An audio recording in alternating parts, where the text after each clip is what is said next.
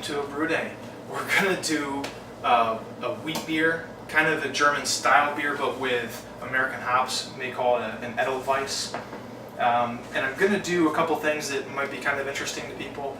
I'm going to use, I'm gonna repitch some yeast that I washed from a previous wheat beer. It's Munich yeast. I'll give you the exact strain. I don't know off the top of my head. They've got the packet. So. For the hops, what I'm gonna do is I'm gonna use hops from my yard. So these are hops that I harvested this September, dried them, vacuum sealed, and froze them. So these are little ounce packages here. I've got Cascade here, and then this is a mixture between U.S. Pearl and Sterling hops. So they're both kind of they both lend towards that German hop profile. So I'm going to use these for the flavoring addition at about 10 minutes left in the boil, that is, and I'm going to use the Cascade as the bittering and the aroma hops, just because I think I should be able to approximate closer to what the IBUs this will be able to lend to the beer than I would with this, because it's kind of a mixture. I don't know what percentage is Pearl, what percentage is Sterling. So that's the plan with this one. I did film a quick setup video of how I set up my Brewer's Edge mash and boil. It's something that I bought about a year ago. I've been using it since then, every single brew. And it's been great for me because I live in upstate New York. I don't know if you can tell, but it's snowing right now. We're going to get like 7 inches of snow tonight, so definitely not an environment that you want to be brewing outside in. So this has been able to keep me in the brew all winter. So it's been really nice. So like I said, I'll show that. The setup video, I'll just do a little time lapse so you can just see how quickly and easily it sets up and how little space I use. Otherwise, I will see you at the mash-in, and I'll give you the grain bill at that point.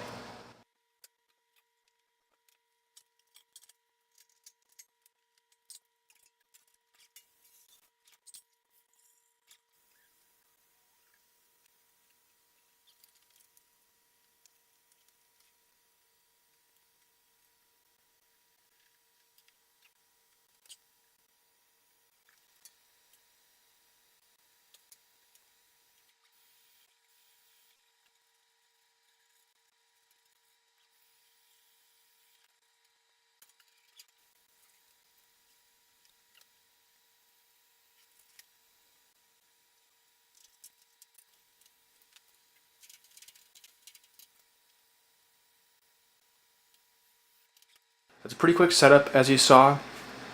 Really about the same amount of time that it takes for me to fill the kettle. I filled the kettle up quite a bit, almost totally full. That's just to get the strike water going. What I'll then do is drain off about 2.5 gallons out of there to get it down to around 5 gallons. I'll do that into a kettle that I'll then put onto the stove in order to keep warm for the sparging. There is a grain basket in. It's got a perforated bottom, so what happens when you recirculate through here, which I do with this pump here, it goes through, it circulates, and it sets the bed, the grain bed, right down in there, and it really does create a really nice filter. So you'll see it'll start to run pretty clear. Since I don't have anything fancy set up, what I do for a switch is I just use one of these, the surge protectors.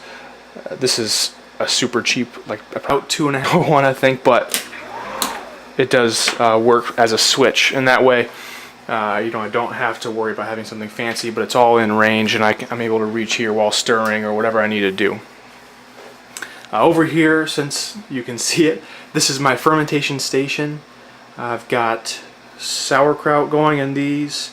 This is kombucha back here. These are some bottled kombucha that's doing a second ferment. Malt vinegar in the white cap, garum in this one, and honey garlic, fermented honey garlic in there. So yeah, this is kind of my setup here. This is what the mash looks like. Like I said, it's about 5 gallons.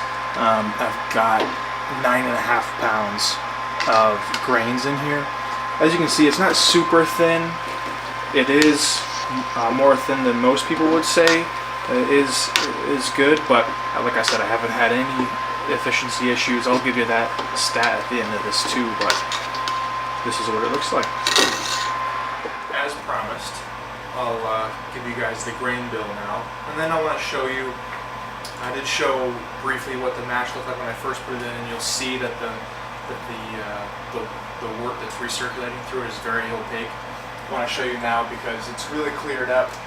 What's happened is the grain bed is set, so it's acting as a filter for itself, which is kind of cool. But so I used 5 pounds of a white wheat malt, 4 pounds of a 2-row, Breeze 2-row, just Brewer's malt, 4 ounces of Breeze Caramel 20, and 5 ounces of Carapils.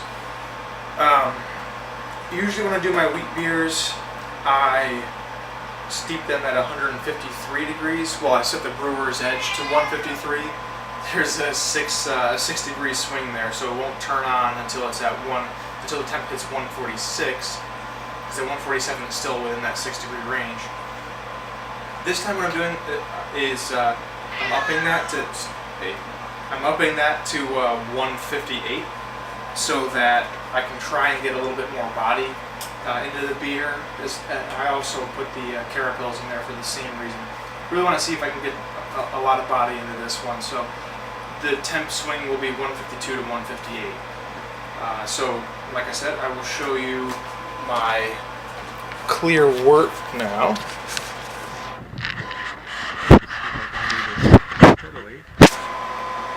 I don't know how focused that is, but you can see it's very clear now compared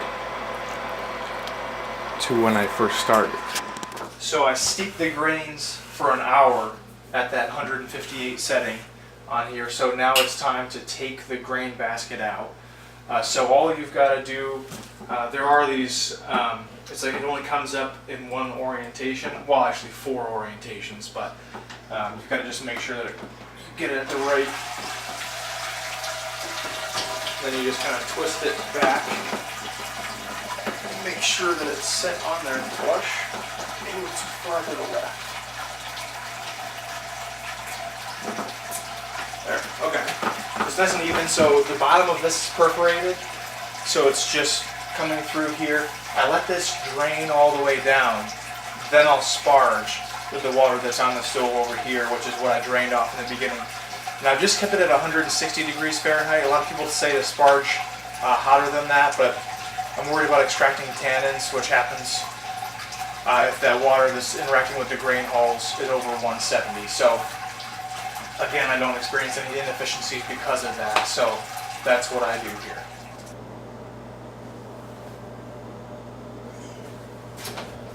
We just hit boiling, so what I'm going to do is I'm going to add my my hop filter, I guess it would be called.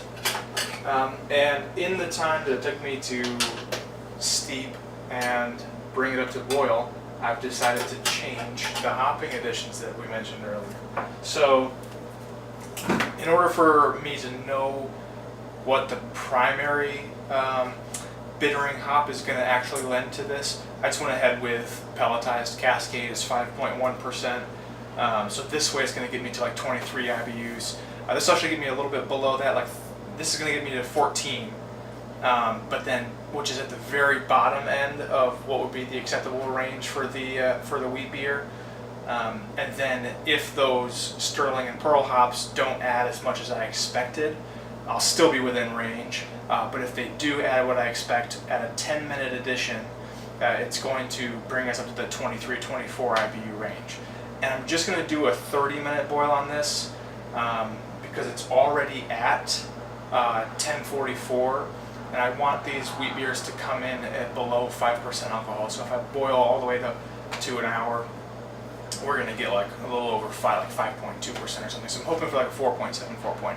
So this is my 30-minute addition, and then I will show you when I open up the first Sterling and US Pearl, because I've never opened these up, so I kind of want you to see, smelling them after they've been in the freezer since September. So we'll add these guys in.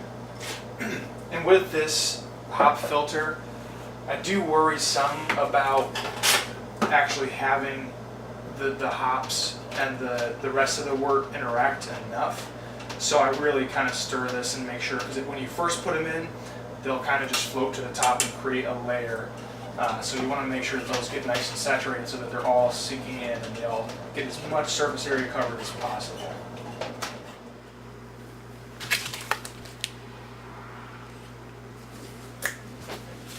Alright, as promised, I'm going to open up the US Pearl and Sterling Hop combo.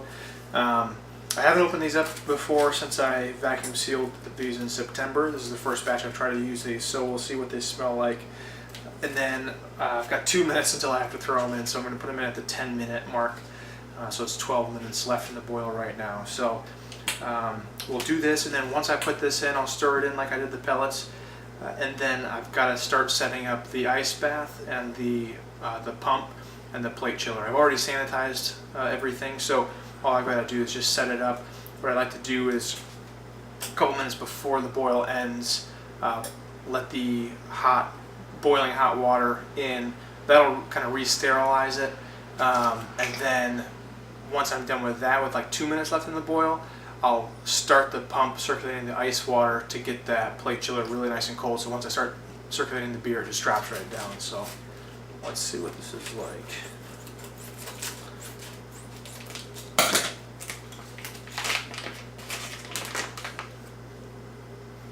Ooh, that smells really good.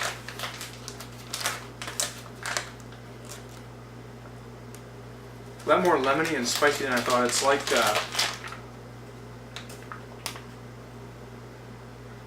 coriander or something, but then a little more like orange, citrusy. Cool. That'll be interesting to see. So 1 minute left. I'll put that in there, and then I'll be back with you guys at the end of the boil, just before I start chilling. We're at the end of the boil now. 2 minutes left.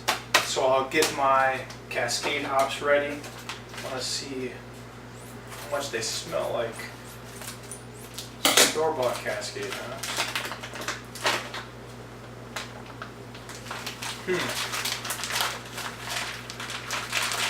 Definitely smells a little bit different, and I realized too, and actually my wife pointed out after I filmed that last little bit, that the US and the US Sterling, or the US Pearl and the Sterling, kind of smell a little bit like dill.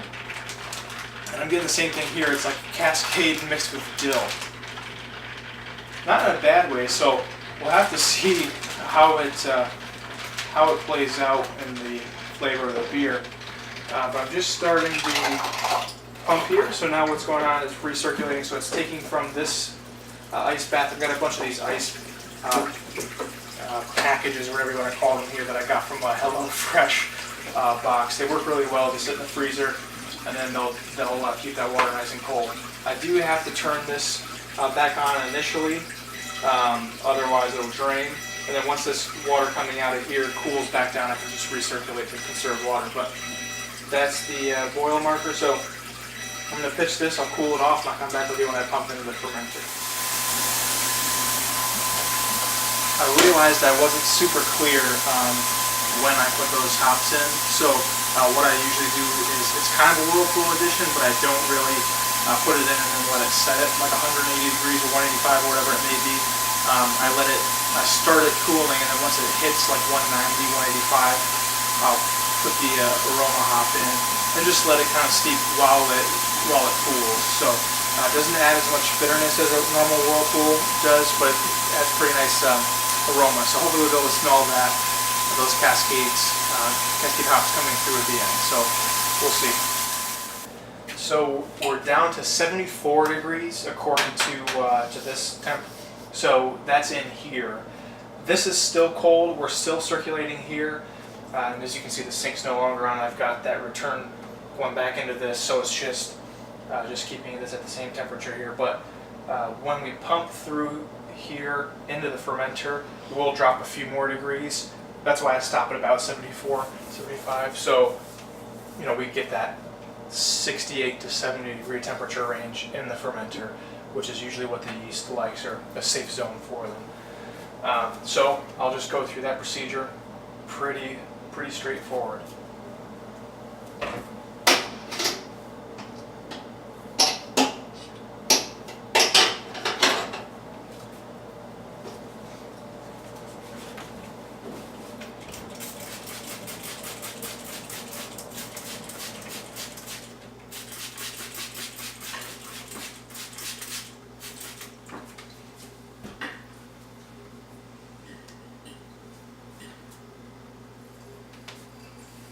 So right now it's still being pulled out by gravity, but then I do just throw the pump on and it'll fill that up pretty quick.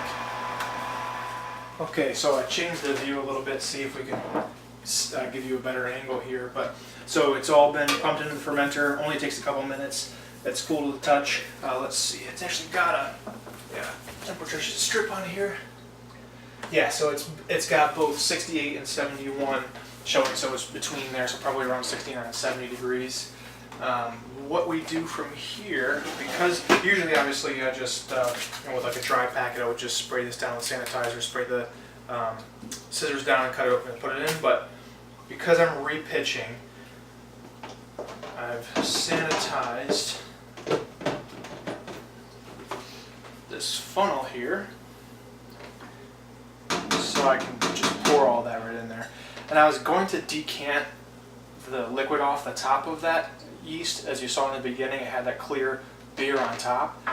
But once it started to warm up, it got super active, and it just kind of reincorporated itself all together. As you can see here, there's probably even going to be a little of a hiss to it. Yeah, I doubt you could hear that, but so it's even got like a little krausen on top, like it's reactivated. So I'm actually gonna, should have done this before I open it first, but kind of make sure that we get all the yeast off the bottom of the jar. I'm sure some of it will stick there if I don't do this. Yeah, it's all good. Okay, there's a nice hiss. Hey-o.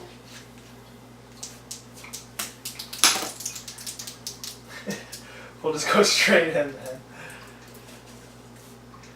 Okay. Put that on a non-porous surface. Take that out.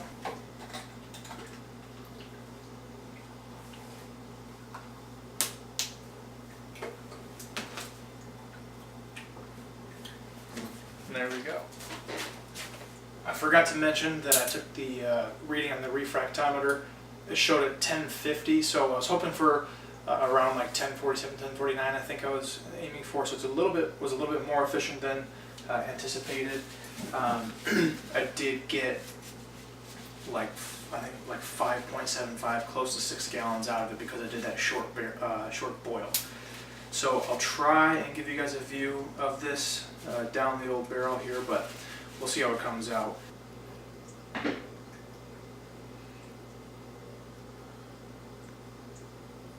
Thanks for watching. I will go ahead and do a tasting video as soon as this is ready, and so we can get that out and you guys can see what happened, especially with those hops from my yard. I'm really curious to see if that dill comes through or not, or if maybe that's just something like a freezer smell. Not really sure, but we're gonna find out. So thanks for watching.